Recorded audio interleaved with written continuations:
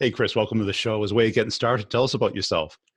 So my name is Chris Smith. I'm CEO of Happy HR in Melbourne, Australia. We are a HR software that supplies legally applied contracts, policies, etc. to businesses. We integrate with lots of fun softwares as well. Been going 5 years and emerging as a market leader in HR SaaS. Cool. And how'd you come up with this idea? I had a manufacturing business back in the day, and actually 50% of my export market was the US back in the day. And HR was a big part of that. And when I sold that company, you have a restraint of trade. It's pretty tight. So it meant that I had to go from manufacturing of food to something else. Yeah. So I started consulting and helping businesses grow in the export market. Very quickly, I realized that they didn't have a grip on HR, and HR was very expensive. Lawyers, policies, contracts, blah, blah, blah. So I looked at the immersion of companies like Xero and those types of companies, like from $50 a month, you could get an accounting software. It's pretty decent. So I'm like, let's do this for the HR space. And 5 years later, we are who we are today. Wow. But it's a pretty competitive space, isn't it? It's kind of strange. We will win 9 out of 10 deals we'll go for. I think the reality of Happy HR, people talk about features, right? All the time. But we are we're feature rich and we've got great integrations that actually work. So it's the tech that's great, but it does come with a human element that you get a qualified consultant. So we call it software as a service and service as a service. And it's good old fashioned service. So it's really, for me, it's like there's competition out there, but when you're dealing with directors or managers or vice presidents or whoever, people just want that element of they are going to get support, because the integration of a SaaS product into a business is essentially change management, and it's hard and it takes time, where we've got a very easy process. So it's in for a large enterprise or a small, it can be integrated very quickly and without any disruption into a company's way that they have been doing things previously. So it's been successful in that regard. Instead of having to try to put a square peg in a round hole, we kind of a round hole, and we kind of make it nice and comfortable. So it's been quite good. Yeah, because I guess you're dealing with non-technical people, right? Yeah, And sometimes, yeah. the last thing they want to do is, they have to learn a new system, right? Yeah. And no matter how arcane their system is, they probably know it. It's theirs, right? Mm-hmm. And the idea of switching to something else without that service is pretty scary. Yeah. Yeah. And how'd you come up with the name Happy? It was one of those ones where HR is not very happy. People fear performance management. So I thought, you know what, the catchphrase is, happy HR, it's HR made happy. And we endeavor to do that. And through working with our customers, whether they're very technical or non-technical, we make that experience, I suppose, best spoke to them. So that means that they can get on board into the software. There's no stress or anxiety with that change management. I'm a paper-based person with filing cabinets of all this HR stuff, and now moving into the cloud. Oh, that must be really hard. It's actually not. But we help them understand that. So we've got a 99% retention rate of clients. So that's kind of unheard of in SaaS. So again, it goes back to you're this type of persona, and when we say we're going to actually help you, we really do. Yeah. And who do you sell to? Certain size companies or? Yeah, our sweet spot's probably 0 to 250 employees. We have some larger companies with 2,000 employees, not an issue. And the site's built so whether it's you got 10 employees or 2,000, the site loads just the same. So it's really great tech. But our sweet spot's 0 to 250, or 1 to 250, I should say.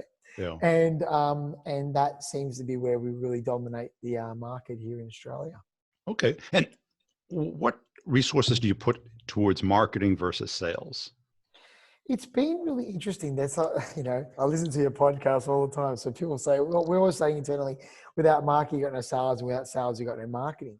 Realistically, we're putting at least 10 to 15% of overall revenue into marketing. And you look at sales staff, you'd say, well, 30% of the revenue is in sales staff in the business. So it's probably a 50 versus 100 split when you look at that part of the revenue. But what we are doing a lot, which is working very well, is investing very heavily in partnership programs. And I mean genuine partnerships.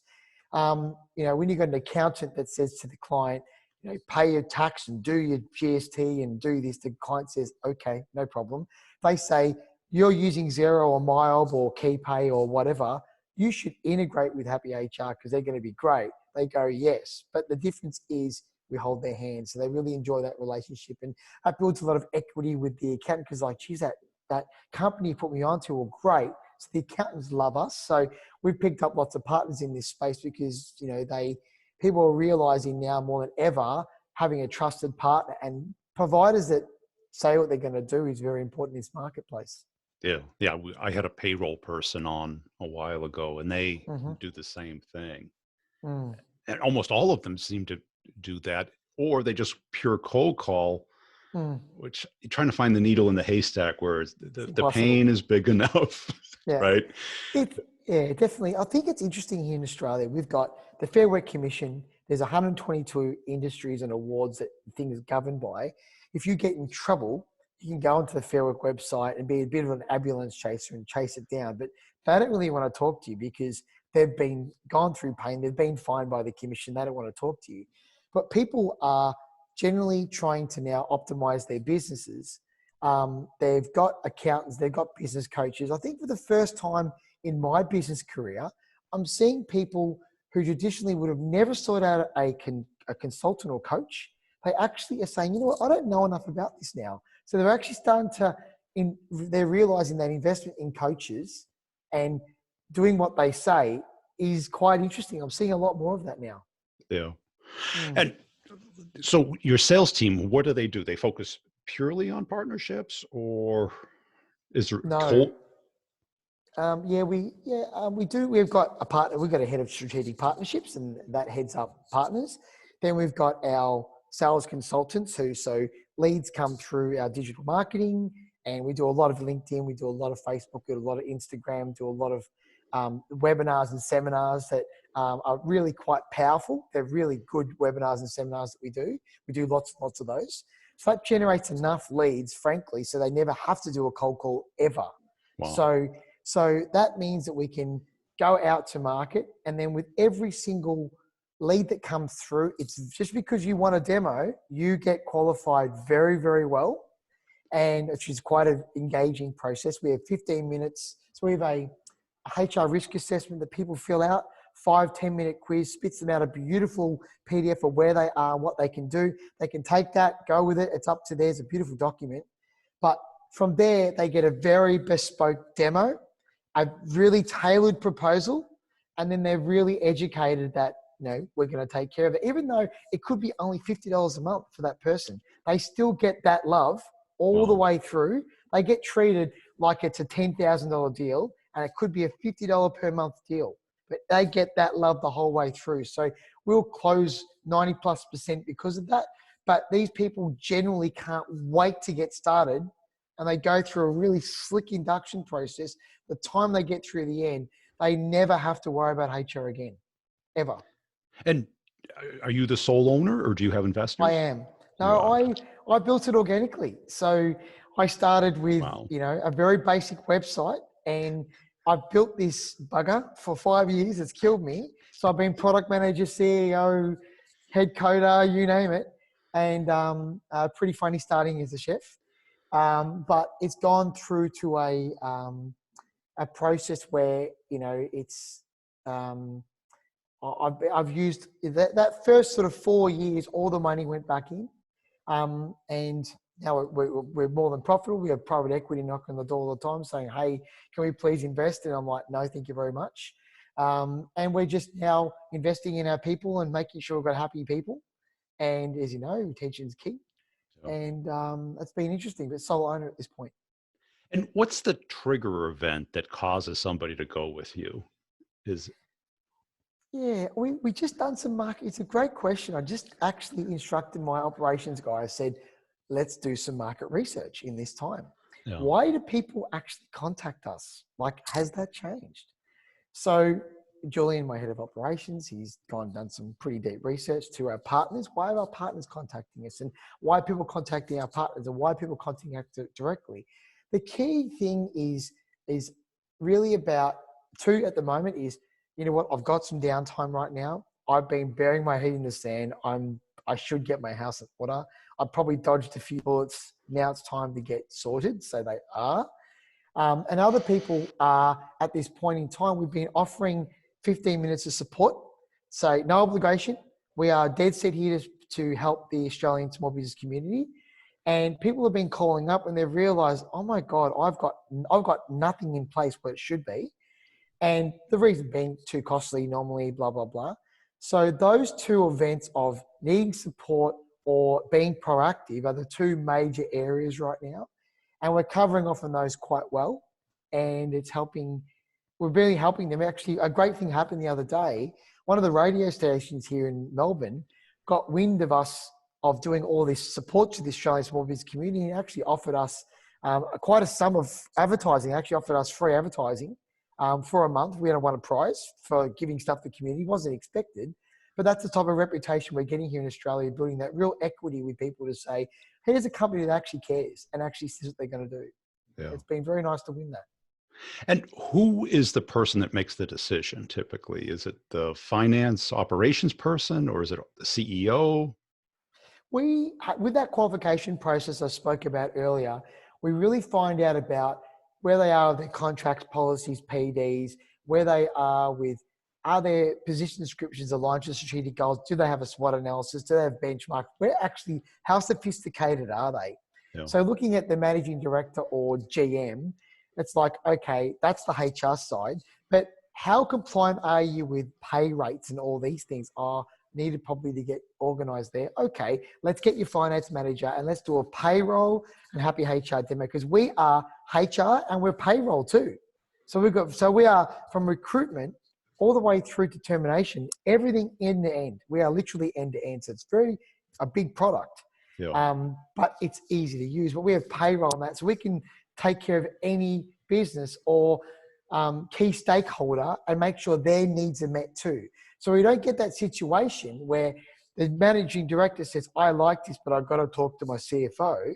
We have them on the demo going, the risk management is taken care of, the operations manager loves it, your GM loves it, and here's your finance side, integrates with the system you're using now, and you're 100% payroll compliant. So that means we can slam dunk it in one demo, take care of the whole supply chain. And what are they typically using before they go with you? Is it anything online or is it paper?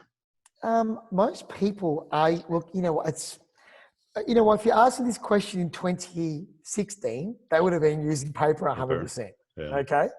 And then in 2017, I had this saying, he who integrates first wins. Okay. And now it's like people who have a need for a HRIS and have probably invested heavily in another HRIS and realized, wait a second, I probably need something way more powerful. Then they're coming to us because they've used one of our competitors. They've seen us, heard about us and gone, I might get a demo and like, oh my God, this is a way better product. I'm going to use Happy HR. So that's happening a lot more now. So people have transitioned from other HR products to us, which is the last year being quite interesting. Yeah. And where do you see yourself taking the business? It's the goal. Well, with COVID-19, it would have been great to take it global. This year, I'll focus on Australia now and New Zealand. And because, New Zealand's basically the poor sister, or if you want to call that, are they winning the COVID? Oh, don't say that. No, they're amazing. I've got lots of good recovery. Guys, thanks for that. It's a typical salesman. I can't wait to launch New Zealand. That's going to be really exciting. They've got some really interesting payroll laws, and a lot of people get caught up with holiday pays and other things. So it's been interesting how that's been coped with, and we've got our payroll system to accommodate that, and New Zealand laws. Then would be probably UK and America. I've had a lot of experience in the States with my previous company. So I touched every 50 states, and there's a grocery store nearby. I probably know it. So that was interesting. So I love doing business over there. I think our platform would work really well in the States because of the way the wireframe built around performance management and engagements and all that sort of stuff. So it's gamified. So I think that'll suit the American market well. And just really ensure that our service mix stays the same. So I don't really care where we go with our product, but when you pick up the phone, you will always speak to someone who's local, who's a bachelor qualified in HR. That will always be our shtick. Absolutely. Yeah. Instead of just reading off a menu. Yeah. Absolutely. No, there'll be no call centers with us. Absolutely not. Yeah. Is it plugged in? Is it turned on? That's right. Like, okay, can we start a little further? It's so true. I think with this crisis, what's taught us is we've not lost a single subscriber through this period. Yeah. That's incredible. I actually, like all CEOs would go, okay, let's project 5% a month for the next 6 months of loss of clients. And let's look at the very worst case scenario, which we did. And then all of a sudden, we're getting thousands of calls a week, 5, 6, 7, 8,000 emails a week, spitting out all this HR advice. And all of a sudden, we realize that we're an essential service now, like an accountant. So this epiphany, even for 5 years in business, knowing we're doing a great job, to have that come home to roost, that we are loved by our clients, that was it's been quite humbling, actually. Right. I think you're in the perfect triangle of it's high value, low cost, high service. Right. And when you talk to somebody at a company, a relationship starts, a dependence. Yes. And that is a lot harder to break than, just a typical SaaS thing. We just unsubscribe or cancel. Yes. Yeah. Absolutely. And churn, is that much of an issue at all with you? No, it's like we've got a 99% retention rate. Yeah. So it's been, when we started the business, you heard of all these companies churning 30, 40%. And I have never experienced that. Yeah. We really just haven't. We are, it's, even as a CEO, and I'm a busy person, as all CEOs are, but I still make time every day and I still do HR activities. Yeah. And it's where you hear, we've got all these new features being launched. They're being launched because a client said, I've got a great idea for your product. I'm like, please do tell. And we then go, in 3 months, I'll build that. And we do. And they're like, then I call them and say, hey, this is what we're doing. And they're like, that's so cool. Yeah. So we're building it out like that all the time. Client feedback's critical to us. So what's your key challenge in growth? Is it finding developers? Is it finding people? Is it? Well, sales guys are always hard, my friend. They are, aren't they? They're a difficult group, aren't they? Yeah, we've not had, I have to honestly say, development has never really been the problem because, you can tell code to go left or right. And if you've got good security protocols and all, could we invest like a good 25% of our development budget in security, as an example, right? I don't know many companies that do that, right? So I'm a bit crazy with that stuff because it's sensitive data, all that sort of stuff. You're trying everything you can possibly do to spend a reasonable budget on that. I think salespeople are the hardest because all our crew listen to your podcast. I was saying to you earlier before, they love listening to your podcast and I love listening to all your parodies and everything. And we all have a very good laugh here, but because it's so true. But finding people that are emotionally intelligent, that don't go out to sell, they go out to educate. And they actually should care that that client has a persona, has a need, and just educate. Because if they get it, they'll get it. And it's your job in a demo is to turn that on and help them to realize their life will be way better off by having the product. I reckon that's 1 in 100 salespeople. I honestly do. So, very early on, we churned through people because we didn't get the right persona of salesperson. So that was very, very challenging and embarrassing because as a HR company, you're losing all that stuff.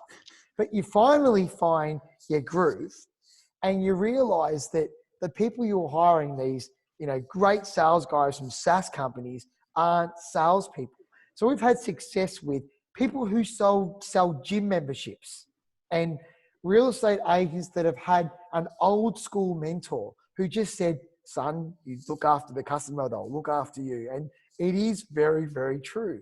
So we're getting think about it. We want to make best salespeople sold gym memberships, right?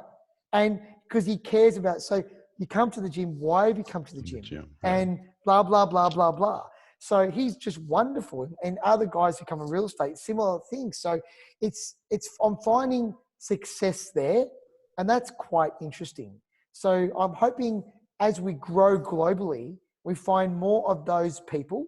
That'll be the greatest challenge we'll have, is finding people in sales that educate rather than sell. I think that's the biggest challenge for every SaaS company. Wow. But that'll be our challenge. Finance won't be a problem. We're profitable. I don't need any private equity. We can grow country by country and do it profitably, which we're in a really great position. I'm really proud of that. I suppose I'm in that position because we're not owned by private equity. We're not owned by angel investors. I don't answer to anyone. So if I want to reduce my EBITDA because I want to take on a market, I can do that. So it's a good position in that regards. That's it. Because if you tried to present your original sales strategy to a VC, they wouldn't like it. It's too much hands-on. Yet it's absolutely the most effective. Yeah, it is very effective. And we've got thousands of customers and 99% retention rate. I would challenge any company out there that's got those rates, but it's not by accident.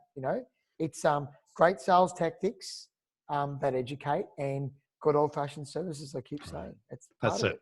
I always thought that should be a field in the CRM that was the total amount of time spent with the client. That's it. I think too many people are trying to rush the sales process, and what you end up doing is losing. And it's like, even if you get somebody on the phone, how much time and money went into getting that to happen? Yep, 100%. And people were trying to go, discovery call, presentation, demo, propose, and it's like, are they even attached to the idea? Absolutely, 100%. I think we had our first year in 2015, and in 2016, it was only a small year, building the minimal viable product, getting it going, blah, blah, blah. Wasn't taking it that seriously at that point. So I'm like, I've got a great idea, but we'll see how we go.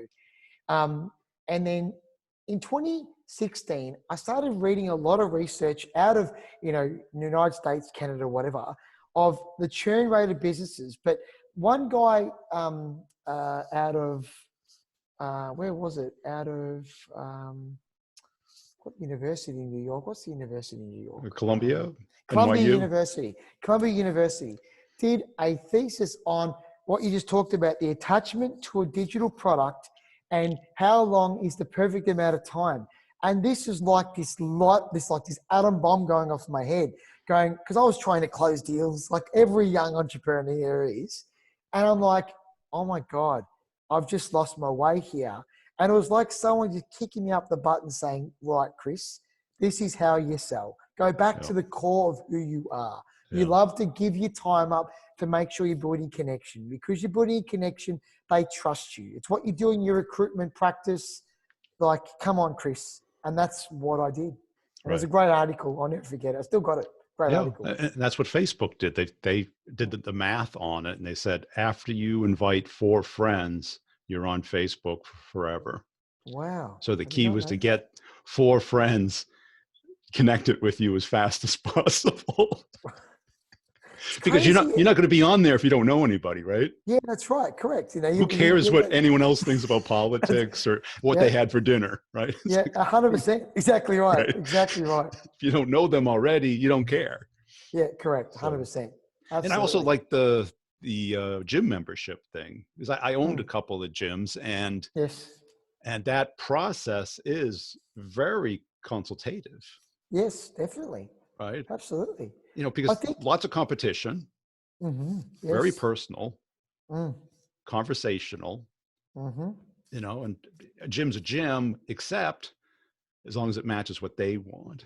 Right. That's exactly right. I look at it's where I see it on demos all the time because we've got lots of softwares we help to run our company.